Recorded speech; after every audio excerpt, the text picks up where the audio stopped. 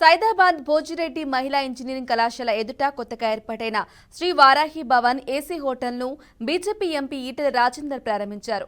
Hotel నిరంతరం కొత్తదనంతో ప్రజలను ఆకట్టుకునే విధంగా కొనసాగాలని ఎంపీ ఈటెల ఆకాంక్షించారు.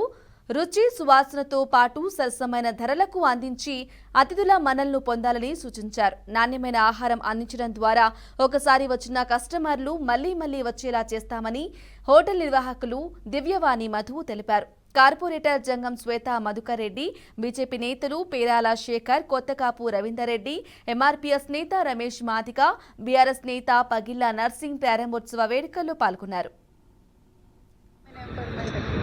ఓల్డ్ సిటీలో newtech hotel, hitech hotel, old సిటీలో హైటెక్ మంచి రెస్టారెంట్ వారాయి పేరిట ఈ భోజిరెడ్డి కాలేజ్ ముందు ఈ ఐఎస్ఐ సదన్లో ఆరంభించడం శుభపరిణామం.